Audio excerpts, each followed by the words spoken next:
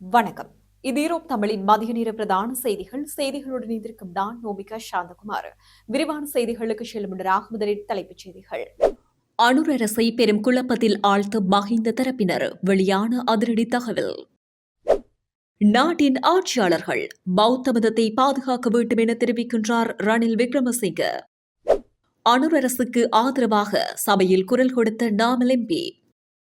புதிதாக அரசியல் கட்சிகள் பதிவு செய்வதற்கு தேர்தல் ஆணைக்குழு வழங்கிய அனுமதி. விவசாயிகளுக்கு அரசாங்கம் வெளியிட்டுள்ள முக்கிய அறிவிப்பு. கல்வி மறுசீரமைப்பு பணிகளை முன்னெடுப்பதற்கு புதிய பொறிமுறை தொடர்பில் அனுர வெளியிட்டுள்ள அறிவிப்பு. அண்மையில் கண்டியில் கண்டெடுக்கப்பட்ட மர்மங்கள் தொடர்பில் வெளியான பரபரப்பு தகவல். இந்தியாவிற்கு விஜயம் செய்யும் நாமல் ராஜபக்ஷ. டிரம்பின் அழைப்பு ஏற்று காசா அமைதி வாரியத்தில் இணைந்து கொண்டுள்ள பாகிஸ்தான்.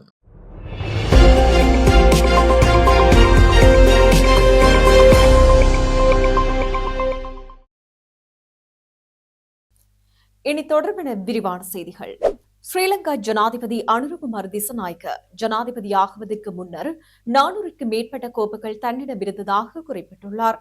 இந்நிலையில் ஆட்சிக்கு வந்து ஒரு வருடம் நிறைவடைந்துள்ள நிலையில் அதில் 1-2 கோப்புகளே விசாரணைக்கு உட்படுத்தப்பட்டுள்ளதாக அவர் குறிப்பிட்டுள்ளார். அதிலும் சில வழக்குகள் நல்லாட்சி அரசாங்கத்தில் குற்றம் சாட்டப்பட்டவை. 2-3 பெரும்பான்மையுடன் இருக்கும் இந்த அரசாங்கத்திற்கு இன்னும் காலம் வேண்டுமா என்ற கேள்வி தற்போது எழுந்துள்ளது. இலங்கையின் பொருளாதார நெருக்கடிக்கு ராஜபக்ஷ குடும்பம் தான் காரணம் என்று நீதிமன்றமே கூறிய நிலையில் இன்னும் அதற்கான எந்த நடவடிக்கையும் எடுக்கப்படவில்லை. மேலும் நாடாளுமன்றத்தில் மலையக மக்களை மலையாள மக்கள் என எதிர்க்கட்சித் தலைவர் குறிப்பிட்டமையும் தற்போது பெரும் பேசுபொருளாகி வருகின்றமை குறிப்பிடத்தக்கது. நாட்டின் ஆட்சியாளர்கள் பௌத்த மதத்தை பாதுகாக்க கடமைப்பட்டுள்ளனர் என முன்னாள் ஜனாதிபதி ரணில் விக்ரமசிங்க தெரிவித்துள்ளார். இந்நிலையில் அந்நியர் ஆட்சியின் போது கூட பௌத்தத்தை பாதுகாப்பதற்கான நடவடிக்கைகள் தீவிரமாக முன்னெடுக்கப்பட்டன. இப்படி இருக்கும் நிலையில் தற்போதைய ஆட்சியாளர்கள் இந்த பொறுப்பில் இருந்து தம்மை விடுவித்துக் கொள்ள முடியாது என குறிப்பிட்டுள்ளார். அத்துடன் குறித்த விடயம் தொடர்பில் அவர் ஊடகங்களிடம் மேலும் தெரிவிக்கையில், நாட்டின் ஆட்சியாளர்கள் பௌத்த மதத்தை பாதுகாக்க கடமைப்பட்டுள்ளனர். 1931ஆம் ஆண்டின் பௌத்த விகாரிகள் மற்றும் ஆலயங்கள் கட்டளை சட்டம் இயற்றப்பட்டுள்ளது. அதன்படி விகாரிகளுக்கு சொந்தமான சொத்துக்கள் விகாரிகளுக்கே உரியவை. நாம் தானமாக வழங்கும் அனைத்து தங்க பொருட்களும் ஆலயத்திற்கு அல்லது விகாரைகளுக்கே சொந்தமானவை. யாராவது இவற்றில் தலையிட முயன்றால் நாட்டிற்கு என்ன நடக்கும் என எனக்கு தெரியவில்லை. 1815ஆம் ஆண்டில் இங்கிலாந்தின் 3ஆம் ஜோர்ஜ் மன்னர் பௌத்தத்தை பாதுகாக்கும் பொறுப்பை ஏற்றுக்கொண்டார். ஒவ்வொரு அரசியல் கட்சியும் இதனை முன்னோக்கி எடுத்துச் சென்று மகா சங்கத்தினருடன் இணைந்து அதை பாதுகாக்க வேண்டிய கடமையை கொண்டுள்ளன என அவர் தெரிவித்துள்ளமை குறிப்பிடத்தக்கது. புதிய கல்விக் கொள்கை முறைமைக்கு எதிராக நாங்கள் எதிர்ப்பு தெரிவிக்கவில்லை என ஸ்ரீலங்கா பொதுஜன பெரமுனவின் நாடாளுமன்ற உறுப்பினர் நாமல் ராஜபக்ஷ தெரிவித்துள்ளார். இந்நிலையில் நேற்றைய தினம் நாடாளுமன்றத்தில் உரையாற்றும் போதே அவர் இந்த விடயத்தை குறிப்பிட்டுள்ளார்.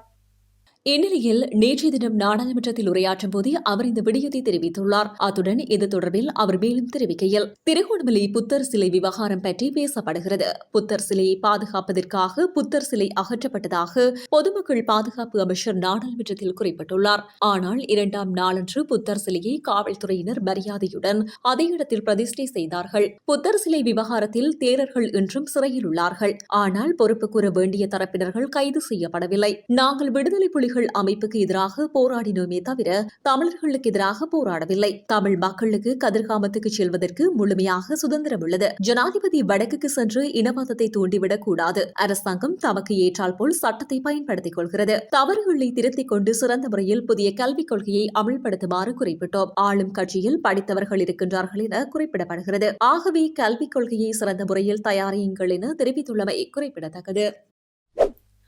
புதிதாக அரசியல் கட்சிகள் பதிவு செய்வதற்கு தேர்தல் ஆணைக்குழு அனுமதி வழங்கியுள்ளது. இந்த நிலையில் 5 கட்சிகளை பதிவு செய்வதற்கு அனுமதி அளிக்கப்பட்டுள்ளதாக தெரிவிக்கப்பட்டுள்ளது.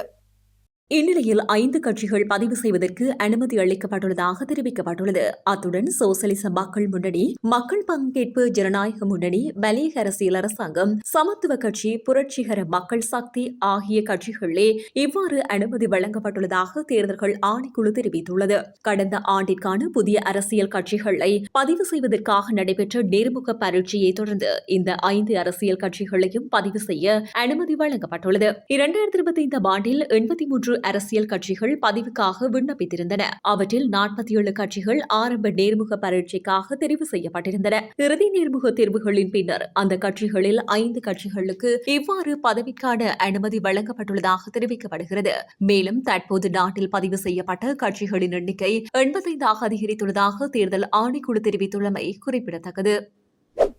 நெல் விற்பனை செய்ய காத்திருக்கும் விவசாயிகளுக்கு அரசாங்கம் மிக முக்கியமான அறிவிப்பொன்றை வெளியிட்டுள்ளது. இந்நிலையில் வடமாகாணம் உள்ளிட்ட பகுதி விவசாயிகளுக்கே குறித்த அறிவிப்பு விடுக்கப்பட்டுள்ளது.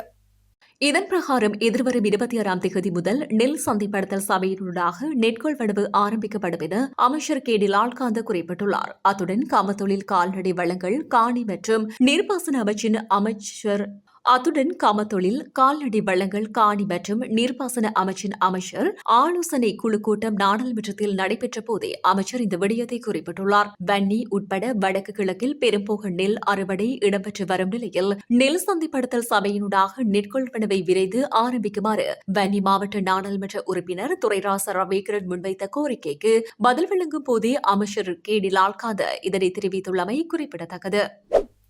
தற்போது நாட்டில் கல்வி மறுசீரமைப்பு பணிகளை முன்னெடுக்கும் போது பல்கலைக்கழக விரிவுரையாளர்கள் உள்ளிட்ட நிபுணர்களை கொண்டு பொறிமுறை நிறுவப்படும் என ஜனாதிபதி அனுரகுமார் திசாநாயக்க தெரிவித்துள்ளார்.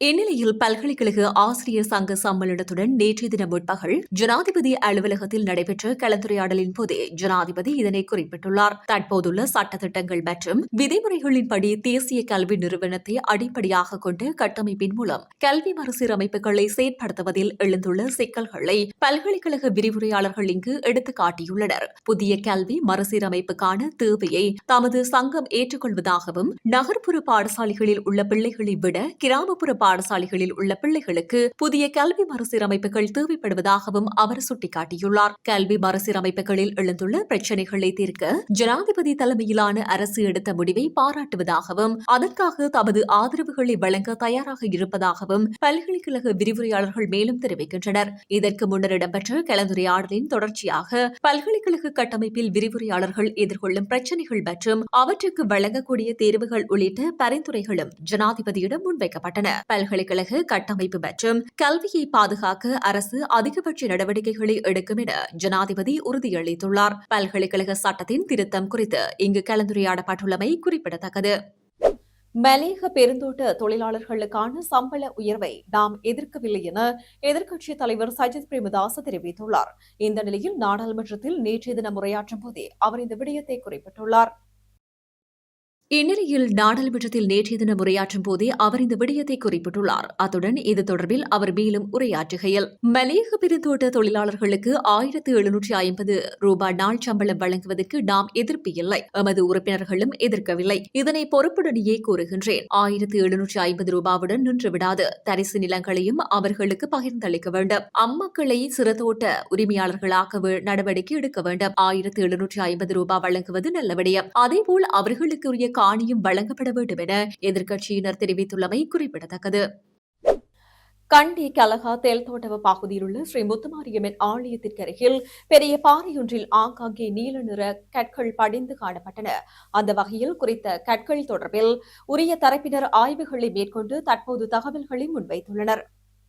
இந்த பாறையில் படிந்துள்ள கற்கள் ரத்தினக்கல்லாக இருக்கலாம் என சந்தேகிக்கப்படுகிறது. டிட்வா புயலின் தாக்கம் ஏற்பட்ட போது மண்சரிவுடன் இந்த பாறை உயர்ந்த பகுதியிலிருந்து தாழ்வான பகுதிக்கு தள்ளப்பட்டுள்ளதாக பிரதேசவாசிகள் தெரிவித்திருந்த நிலையில் கண்டெடுக்கப்பட்ட மர்மக்கள் சந்தை மதிப்பில்லாத சாதாரண லேப்டரோரேட் வகையைச் சேர்ந்தவை என தேசிய ரத்தினக்கல் மற்றும் தங்காபரண அதிகார சபை உறுதிப்படுத்தியுள்ளது. இதற்கமைய குறித்த கல் தொடர்பான பரிசோதனைகளை மேற்கொண்ட அதிகாரிகள் இது உயர்தர வணிக அல்லது சந்தை மதிப்பை கொண்டிருக்கவில்லை என குறிப்பிட்டுள்ளனர். இது லேப்ரடோரன்சென்ஸ் என அழைக்கப்படுகிறது. பொதுவாக நீல நிறத்தை கொண்டுள்ள இது மற்றொரு பாறைக்குள் பொதிந்துள்ள சிறிய அளவிலான லேப்டரோரேட் கல் என அடையாளம் காணப்பட்டுள்ளது. இது பெல்ஸ்பார் வகையைச் சேர்ந்த ஒரு கனிமமாகும். இதன் தனித்துவமான கனிம குணாதிசயங்களை எளிதாக கண்டறிய முடியும். இந்த கல்லின் மீது ஒளி விழும் போது ஏற்படும் வானவில் போன்ற காட்சி தரும் தோற்றத்தை கொண்டுள்ளது. இத்தகைய தோற்றத்திற்காகவே இது பிரபலமாக அறியப்படுவதாக அதிகாரிகள் தெரிவித்துள்ளமை குறிப்பிடத்தக்கது. இந்திய குடியரசு தின நிகழ்வில் கலந்து கொள்வதற்காக நாடாளுமன்ற உறுப்பினர் நாமல் ராஜபக்ஷ உள்ளிட்ட சில எதிர்க்கட்சி உறுப்பினர்களுக்கு அழைப்பு விடுக்கப்பட்டுள்ளது.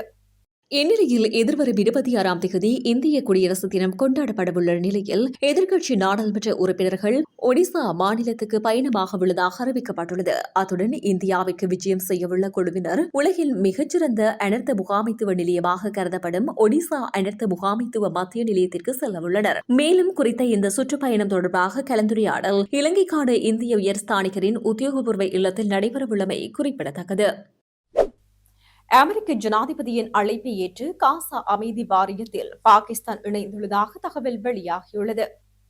இந்நிலையில் இஸ்ரேலின் தாக்குதல்களால் பாதிக்கப்பட்ட காஷா நகரத்தை நிர்வகிப்பதற்கும் அங்குள்ள மக்களின் மறுவாழ்விற்கு உலக தலைவர்கள் இடம்பெறும் அமைதி வாரியத்தை உருவாக்கும் நடவடிக்கையில் ட்ரம்ப் ஈடுபட்டு வருகின்றார். இந்த நிலையில் காஷா அமைதி வாரியத்தில் இணையுமாறு பல்வேறு நாடுகளின் தலைவர்களுக்கு ட்ரம்ப் அழைப்பு விடுத்துள்ளார். இந்நிலையில் பாகிஸ்தான் பிரதமர் ஷாபாஸ் ஷரீபிக்கும் அழைப்பு விடுக்கப்பட்டுள்ளது. இதனை ஏற்று காசா அமைதி வாரியத்தில் இணைவதற்கு பாகிஸ்தான் அரசு முடிவு செய்துள்ளதாக அந்த நாட்டு வெளியுறவு அமைச்சகம் அறிவித்துள்ளது. ஏற்கனவே ஐக்கிய அரபு அமீரகம், Israel, Morocco, Vietnam, Kazakhstan, Hungary, Argentina மற்றும் பெலராஸ் ஆகிய நாடுகள் இந்த அமைதி வாரியத்தில் இணைந்துள்ளன. இந்த வாரியத்தில் இணைவதற்கு இந்திய பிரதமர் நரேந்திர மோடிக்கு அழைப்பு விடுக்கப்பட்டுள்ளது. எனினும் பாகிஸ்தான் இடம்பெற்றுள்ள இந்த வாரியத்தில் இணைவது குறித்து இந்திய அரசு இதுவரை எந்தவொரு கருத்தும் தெரிவிக்கவில்லை. மேலும் பராகுவே, கனடா, எகிப்து, துருக்கி, ரஷ்யா, ஸ்லோவேனியா மற்றும் தாய்லாந்து ஆகிய நாடுகளின் தலைவர்களுக்கும் அழைப்பு விடுக்கப்பட்டுள்ளமை குறிப்பிடத்தக்கது.